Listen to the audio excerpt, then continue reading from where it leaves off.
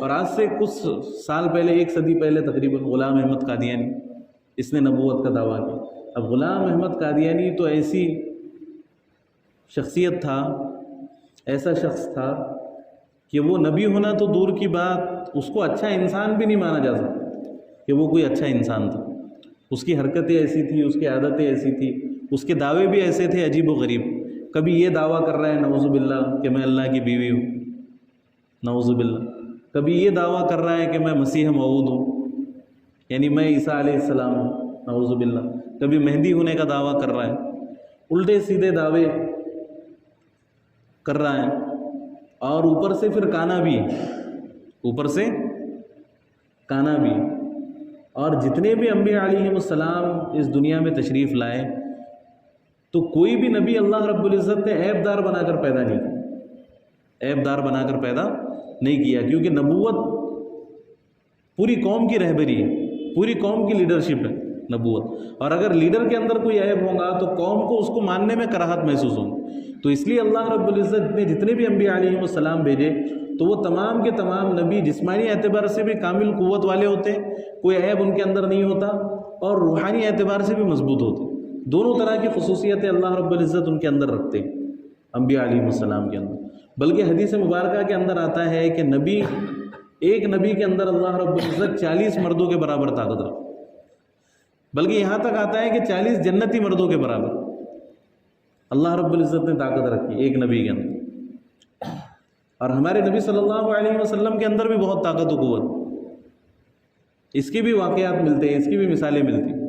ایک مرتبہ ایک پہلوان تھا، اس کا نام تھا رکانہ۔ اب وہ لوگوں سے باتیں سنتا تھا کہ حضرت محمد صلی اللہ علیہ وسلم اللہ کی طرف بلاتے ہیں، نیا دین لے کر آئے، ایسی باتیں سنتا تھا۔ تو اس نے کہا کہ چلو میں محمد کو جا کر سبق سکھاتا ہوں، نعوذ باللہ۔ انہوں نے یہ ارادہ کیا تو گئے اللہ کے نبی صلی اللہ علیہ وسلم کے پاس، اور آپ صلی اللہ علیہ وسلم سے کہا کہ اے محمد صلی اللہ علیہ وسلم، مجھے کوئی بات سمجھ میں نہیں آتی، میں کسی بھی بات کو نہیں سمجھتا سوائے کشتی کے۔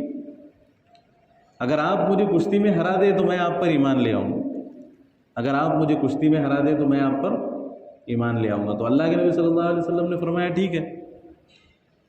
تو اس نے اللہ کے نبی صلی اللہ علیہ وسلم کے ساتھ مقابلہ کیا، تو آپ صلی اللہ علیہ وسلم نے اسے ایک ہاتھ سے پچھاڑ دی۔ اب وہ ایک بار ہارا، اب اللہ کی مدد تھی، کوئی اللہ کے نبی صلی اللہ علیہ وسلم پروفیشنل پہلوان نہیں تھے، لیکن اللہ کی مدد تھی، نبی کے ساتھ معجزے ظاہر ہوتے۔ تو اس نے کہا کہ میں اب کی بار تیار نہیں تھا، دوسری بار مقابلہ تھا۔ پھر دوسری بار مقابلہ ہوا تو دوسری بار اللہ کے نبی صلی اللہ علیہ وسلم نے اسے ایک ہی ہاتھ سے پچھاڑ دیا، گر گیا۔ تو پھر کہنے لگا کہ میں سمجھ نہیں پایا کیا ہوا، تیسری بار اور مقابلہ، تیسری بار مقابلہ ہوا تو پھر اللہ کے نبی صلی اللہ علیہ وسلم نے اسے پچھاڑ دیا۔ تو پھر اس شخص نے کہا کہ واقعی آپ اللہ کے نبی ہیں، واقعی آپ اللہ کے نبی ہیں، کلمہ پڑھا اور مسلمان ہو گئے۔ تو یہ تو معجزے کا معاملہ ہے، لیکن نبی کے اندر جسمانی طاقت بھی اور روحانی طاقت بھی ہر اعتبار سے ہوتی ہے۔ لیکن غلام احمد قادیانی جو تھا تو وہ تو کانا تھا، ہے نا۔ اور چلو اگر کانا نہ بھی ہوتا، اب عطا اللہ شاہ بخاری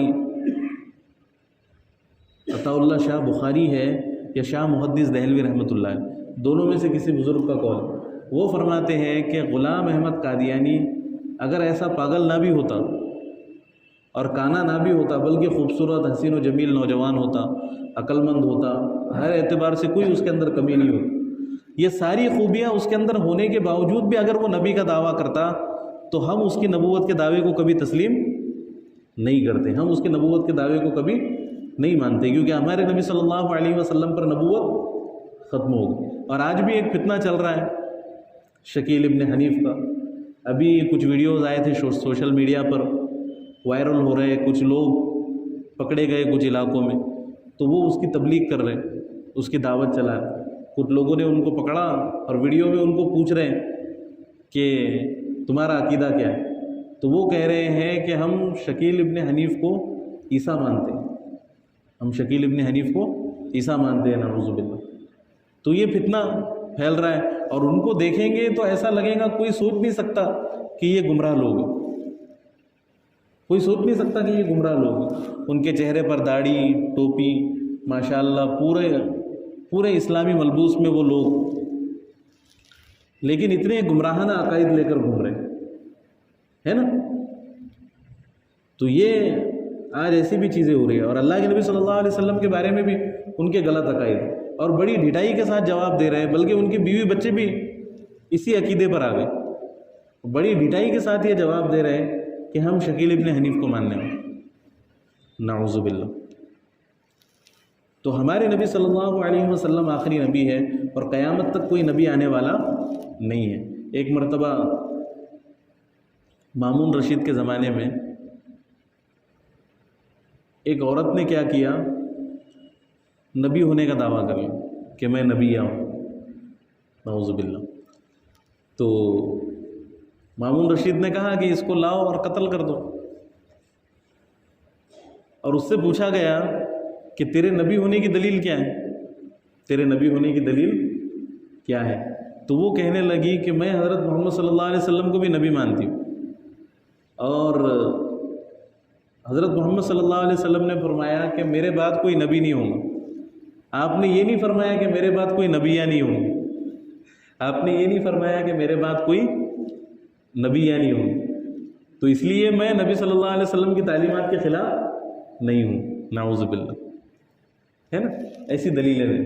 اور یہ غلام احمد قادیانی کے بارے میں بھی آتا ہے کہ قادیانی یہ دلیل دیتے ہیں ان کے بارے میں، یہ غلام احمد قادیانی کے بارے میں یہ دلیل دیتے ہیں کہ جیسے حدیث کے اندر آتا ہے کہ نبوت کا دروازہ بند ہو چکا ہے، تو وہ یہ کہتے ہیں کہ بھئی نبوت کا دروازہ بند ہے لیکن نبوت کی کھڑکی کھلی، نبوت کی کھڑکی کھلی ہے. یہ ایسے عجیب و غریب دلائل دیتے ہیں، ایسے الٹے سیدھے، ہے نا، لیکن پھر بھی ان کے سمجھ میں نہیں آتی یہ باتیں.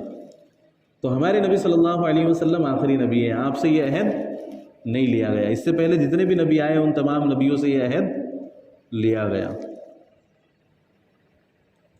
اور بلکہ اس کی تفسیر میں یہ بھی آتا ہے کہ یہ جتنے بھی انبیاء گزرے تو ان تمام سے جو عہد لیا گیا وہ آپ صلی اللہ علیہ وسلم ہی کے بارے میں تھا. یہ جو عہد لیا گیا کہ ایک نبی آنے والے ہیں، نبی آخر الزماں حضرت محمد صلی اللہ علیہ وسلم، اگر وہ تمہارے زمانے میں آ جائے تو تمہیں ان کی اتباع کرنا پڑے گا، تمہیں ان کی اطاعت کرنی پڑے گی. اس آیت کی تفسیر میں یہ بھی کہا جاتا ہے. اب اللہ تعالیٰ تو جانتے تھے کہ کب حضرت محمد صلی اللہ علیہ وسلم کو بھیجنا، لیکن پھر بھی نبی کی عظمت کو بڑھانے کے لیے، نبی کی تعظیم کو اور زیادہ واضح کرنے کے لیے اللہ رب العزت نے یہ کام کیا کہ تمام نبیوں سے میثاق لیا، تمام نبیوں سے عہد لیا. اور جو اس کے بعد اپنے عہد سے پھر جائے وہی فاسق ہے، جو اس کے بعد اپنے عہد سے پھر جائے وہی فاسق ہے. اللہ تعالیٰ سے دعا ہے کہ جو کچھ بھی کہا گیا، جو کچھ بھی سنا گیا، اس میں جو بھی غلطیاں کوتاہیاں ہو اللہ تعالیٰ اس کو اپنے فضل سے معاف فرمائے، اور ہم سب کو سمجھنے کے عمل کرنے کی توفیق عطا فرمائے.